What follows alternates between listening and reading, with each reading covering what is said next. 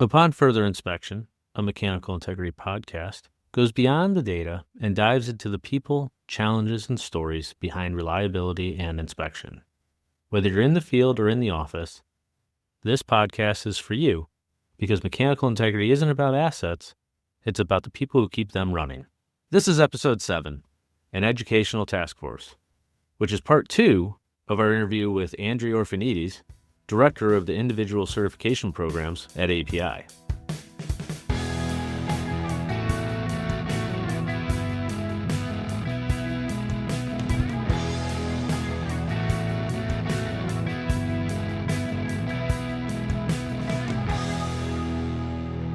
When Greg was talking about 25, 30 years ago, the idea was let's just go out and look at things, do our inspections, make sure we've got people who are doing a good job at that and gathering that data.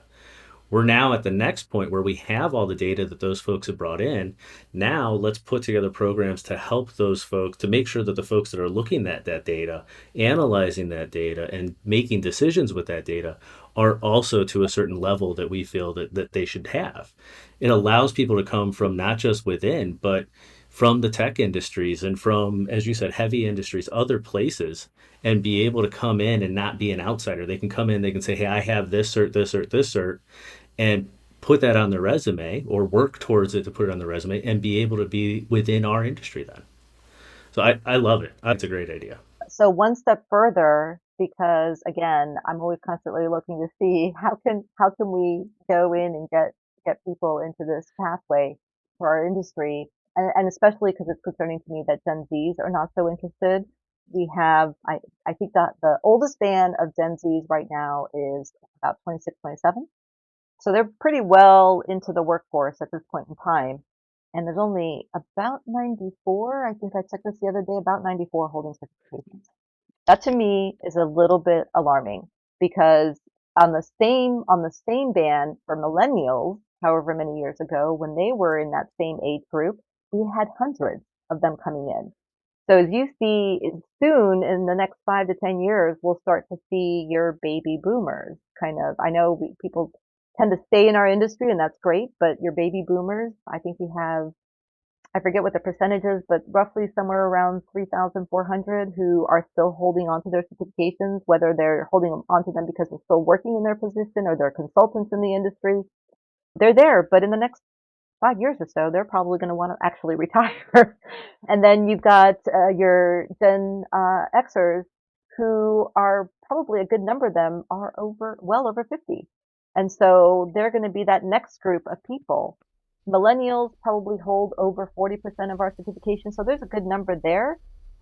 But at some point, when these 12,000 or so people walk off the field or out of the industry because they want to retire, where is that number of people to kind of come in? And so one of the things I'm looking now is to do an education, well, I'm calling it an education task force. Somebody can come up with a better name, but there's this thought that, maybe we go to the colleges and the universities and see how we can stack credentials with degrees. So go where this next generation is and see if we can build a program and a academic pathway for them to come in sooner into the industry as well. So I don't know what that curriculum looks like yet. Trying to build some interest around it and get people into this task force. So that's something that we can explore. So hopefully by next year, there is a pathway that we can introduce there. So always evolving, Brandon, always looking at ways in which we can bring people into the oil and gas industry. Sorry, my brain's running. It's such a cool idea, right? Hit them, get people in even earlier.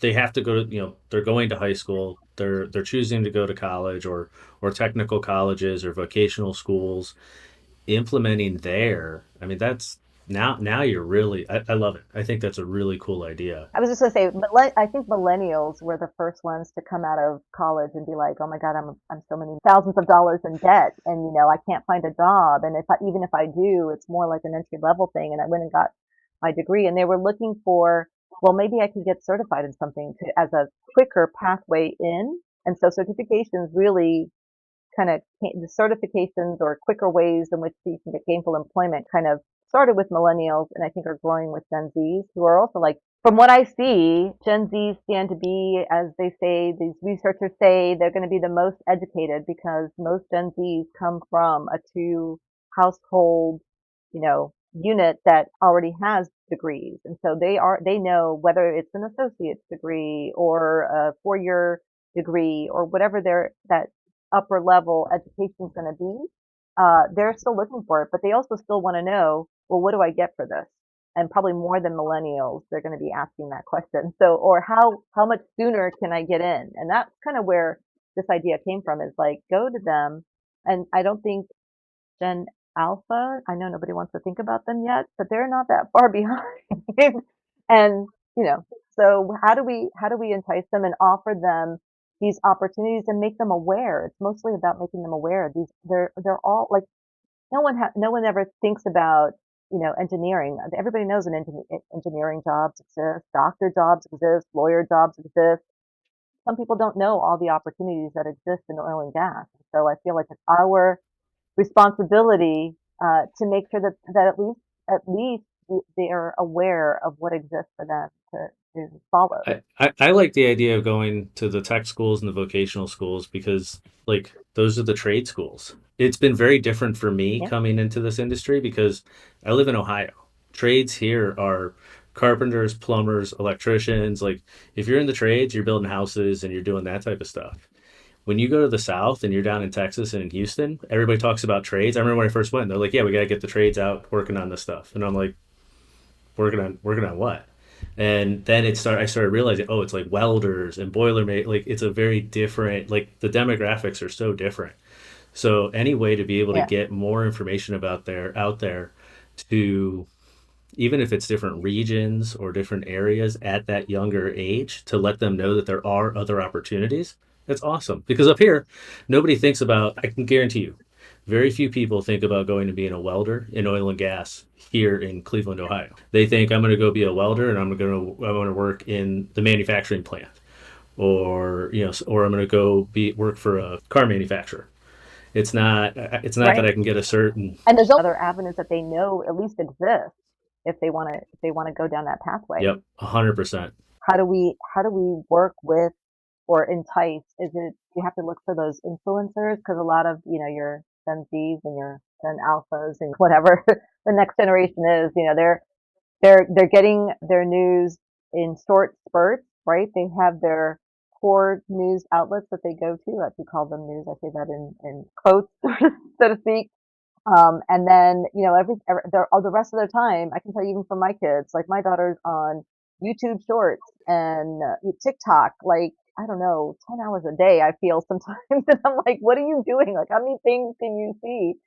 But there's all these influences that they're listening to, and even in our industry, I'm finding there are influencers, whether they're an inspector or they're a welder or they're in whatever, they're starting to emerge on YouTube channels.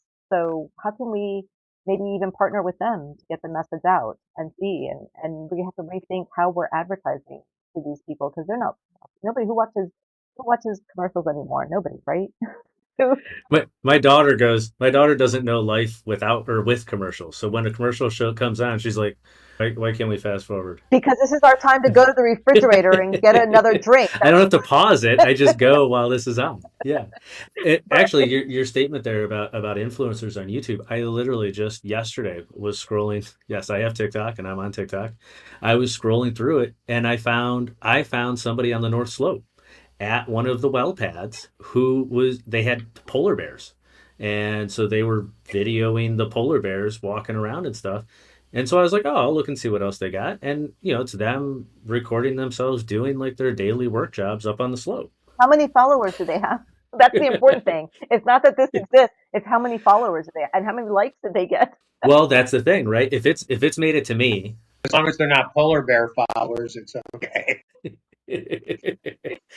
yeah. right? But my thought is, if it's getting to me, then the algorithm knows that there's some type of oil and gas or inspection, you know, branch, and eventually there's something there. I mean, I've seen a lot of people in the fracking space that show up, on the pad. A lot of the guys on the well pads are what I typically end up seeing. So shout out to those guys. But yeah, you're right. There's influencers, there's people trying to figure out how to just make it work, figure it out. So Yeah, yeah. yeah, it's a great way. So if you were talking to some of those folks, like your daughter, who maybe I don't know what path she's going or how old she is, but if she was looking to get into this industry, is there a certain path you would tell her to take from credentials, like, hey, go get your 510, or is there a way that you would try and direct her? Well, so I would say one, because we did a session of this at the Inspection Summit. I brought in my counterpart at AWS, and we sort of talked about, credentials and how you choose the right one. And I think the most important thing when you're, and I'm not saying this for teenagers because they're probably still out there TikToking and whatever. But when you start getting into, your late teens and you're like, am I going to college? Am I not? Am I doing a vocational program or not? Start to think about what do you want to do? Are you better being with your hands? Are you a book person? Are you not a book person? I was talking with a colleague who the other day who was like, his son already said to them, "I'm not going to college. College is not for me." And the parents are like, we had to wrap our heads around this idea that a 4-year degree isn't for everyone, right? And that's okay, because there are other ways that you can still become a productive human in society and have a gain and be gainfully employed. It's okay. And so I would say maybe start to think about what that career plan looks like. Start to map it out a little bit. I'm not saying you have to have everything, and then see what are those certification programs, or whether it's a certification program, whether it's a vocational school, what gets you there, and how do you continue to build on it, and make sure you review it too. And mentors are really big. I think I feel like I've lost out so much in my life because I never had a real mentor in my life to help guide me through anything. I just kind of had to figure it out. So, if there's a mentor, if there's a teacher, if there's a person who's already doing something that you see and you can get in and ask them questions and have them help you get, under their wing and see how they did it, I think that's really great. It is also one thing that I almost hate to say this, but we're looking at a mentorship program for ICP as well. That's something that I'm crossing fingers and toes that we can possibly get in there, because I think there's a lot of people who come in looking to see if they want to become an inspector, and um, what do they do first, and what do they do second, and what do they do third in terms of that. But if you want to be an inspector, usually it depends on which year I talk to people who are coming in. They're like, yeah, I was going to go for my 510 first because I heard that's the hardest one to pass. And so if I can pass that one, then the other two should be easy. And I'm like, great. And then a couple years later go by and they're like, oh, no, I did my 570 first because I heard that was the hardest one to do. And so if I can pass the 570, then I can get the other. And I'm like, that's great. But they have at least an idea that, like, this year I'm doing my 510, next year I'm doing my 570. Some people get ambitious and they're like, beginning of the year I'm going to do my 510. By the end of the year I'm going to have my 570, and then the following year I'll do my 653. So I say have a plan and review it. Sit down and see where you want to be. If you want to be like our 1169 guys, when we talk to them and they're like, there's these people who work in the ditch and they see the guy walking around and they want to be the guy who's not in the ditch anymore. Great. Figure out what you can do to get there and get there. I love it. The career path thing I think is so important because I don't know if it's especially in this industry, but within this space, there's such an ability to go out and freelance. You can go get your certs and then you can run the circuit. There's at times there's, as you said, like you mentioned that you didn't really have much of a mentor. I think there's a lot of times here that there isn't a lot of mentorship. It's a lot of figuring it out. You learn, you fall into a role, you learn something else, you move to a different role. Like there's just a lot of moving around without a lot of people helping guide you on what's the best way. Here's what I want to do. How do I get to that point? So creating that path just through certification helps with that. Or even letting you know what are the skills that you're Hmm. missing, right? And if I can talk to companies for a second, just for a second, and be like, a lot of the millennials kind of started with the whole they're interested in advancement and how they can enhance their skills and things like that, and they're constantly hearing like, make sure you don't get stale, right? Well, are you offering training opportunities? Are you offering a space where these people can come in? Because Gen Zs are going to want that even more. They're interested.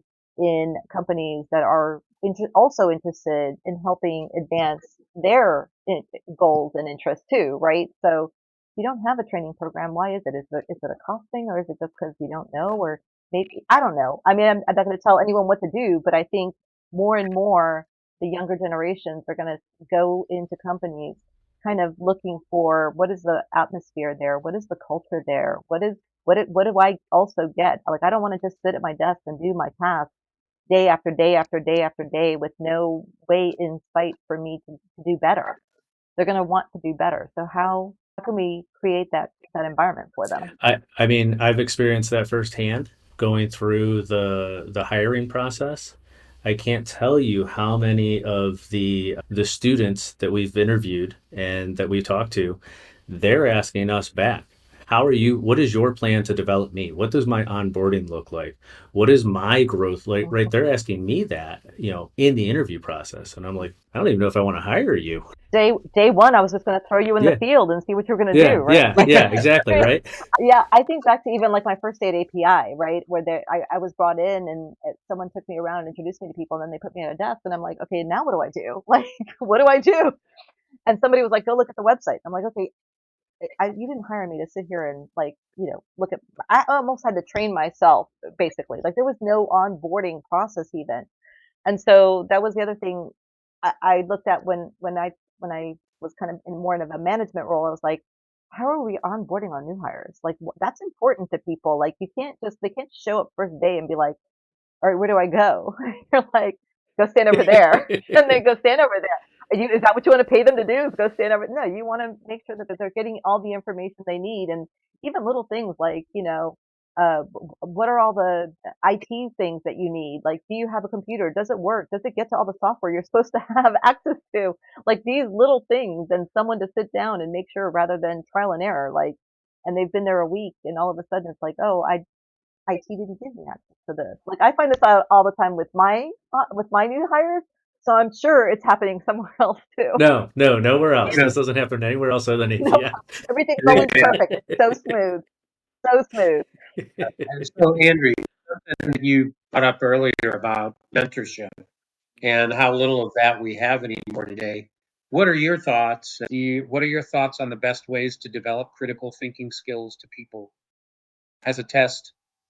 And then this idea of continual learning, right? Right.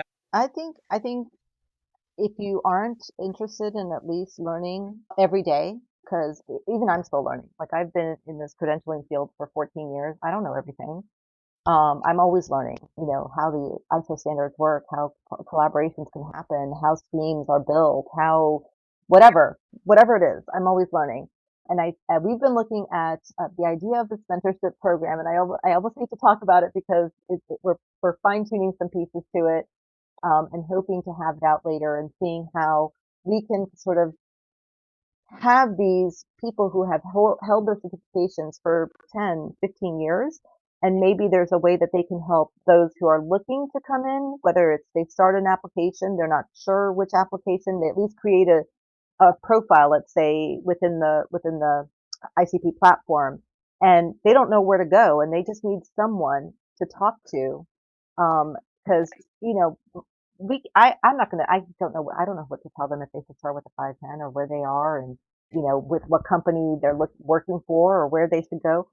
But there are others who have been where they were previously 15 years ago who might be able to say, you know what, here's what I did. Here's how you can do it. Here's, how you can work with your employer. Here's how you can talk to your supervisor. Here's how you can, talk to your HR and see if there's opportunities and what there is. Someone who can help them a little bit with their questions, or maybe they just have one question they need to ask about, and so we're looking to see how we can pull in these certification holders. I hate to see the senior inspectors because that's going to start a whole other discussion. But these people who have held their certifications for a long time, who have something to offer to this younger group of people who are like, I'm not sure where to start. Where do I start? Here's what I want to do. Maybe they don't even know what they want to do, but that person can help them shape what they want to do, and that brings value to a mentor, but also gives value to a mentee, right? To have that pairing. there. So that's something we're working on. Hopefully it clears by legal. Hopefully we can figure out the right way to figure out how we match people and that kind of thing. I'm excited for that as well. Um, but anyway, I don't know if that answered your question a little bit or a lot. So you said you like new challenges. We're now in 2025. You mentioned working on developing the next gen program, but there's other things that you've now taken on. Is that right? Yeah, the education task force, so we could look at workforce development a little bit Yeah. differently. I think that's really important as we go into the next 5 years. Looking at CP program grew up in a downstream environment, and so I feel like we haven't the midstream.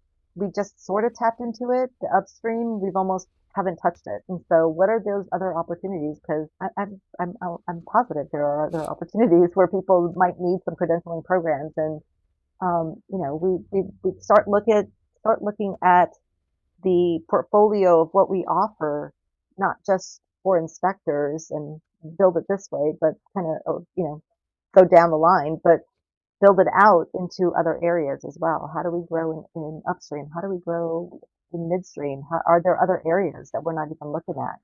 Well, So that's another challenge for us in the next, 3 to 5 years as well. and talking about those different tracks, right? The inspection summit now has different tracks specific for Right? the midstream in those different areas. And am I right? You have some level of involvement with the inspection summit? Some, a little, a touch. So yeah, no, we're well underway into the 2026 Inspection and Mechanical Integrity Summit. We've got a meeting planned to talk a little bit more about who are track leads, who start looking at reviewers because the call for abstracts is going to go up soon. Um, this year we did add the petrochemical track that wasn't added in the past. So you talk about expansion, the first inspection summit. Greg, you might remember this a little bit better than me. But the first inspection summit was, I think, really they thought about it just for the inspector, and it was really downstream focused. And after about the second or third, they were like, maybe we should start to add these other tracks. And so we are now at our 10th edition of the inspection summit. So we've been doing this for 20 years. I say we very loosely, right? Because I've only been in it for less than 14 in the inspection summit. So this is our 10th one, and we're like, okay, how do we make this even better, brighter? Again, we added the petrochemical track to this. We're looking at the panels. We're looking at what I like to call fireside chats in a way that are a little more interactive with the inspection summit, not just a panel where someone's going to go in there and you talk at them, but maybe a little more interactive types of discussions with people. Guys and gals are going to come up with probably a much pithier name than fireside chats at the end of this. So we'll see what we come up with. And then, just looking at the emerging technology showcase and making sure that we can still bring that to light. And we're going to have a golf charity event. Everybody goes, Andri, golf in San Antonio in July. And I'm like, I still golf in July, right? Like golfers still golf in July. They don't take a hiatus. It'll be fine. Plenty of water on the course. There'll be no problem. Yeah, yeah. And so we're doing it as a charity event with our veterans initiative. So it'll be a veterans charity. Yeah. And then I'm looking to see how we maybe do work with other companies out there who usually do their side, celebrations, and maybe we come together and we all do one big bang event instead of these smaller ones. I don't know. We'll see. I'm open to anything and everything, although I only have how many months left to figure all that out, but And when you said abstract call for abstracts is going to come out? Do you know when that's going to happen? the plan is the week of May 12th if we get everything. So pretty soon. Okay, that's when the initial request will go out and say, yeah. The initial call for abstracts, and then the due date I think is August 18th for getting Okay. any abstract submissions in. And just like last time, we are allowing folks to do their abstracts and their presentations. So if they've already got their presentation and they just want to update it and submit it, they can do that as well. Well, Andrew, thanks so much for taking some time to talk with us. No I've problem. learned a ton. I've learned an absolute ton. I have not been anywhere near. I tell people my experience with API has been very small. I'm pushing my folks to go. I want to push them and get them out there and have them get as much recognition and experience with the whole process as much as they can. To sit and talk with you has been awesome. So thank you Oh, for thank taking you. your time. Yeah, no, thank you for giving me this opportunity. It's been really great and fun. It was fun. That's the important part. Thanks, Andri. All right. Well, thank you so much. We'll talk to you soon.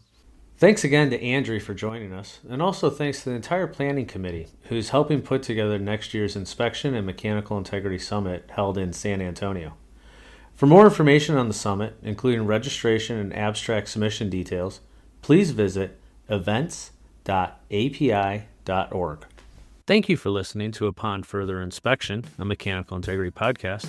This episode was co-created by Inspectioneering and Core Solutions. Our producers are Nick Schmoyer, Jocelyn Christie, and Jeremiah Wood. This podcast is for informational purposes only and does not constitute legal or professional advice.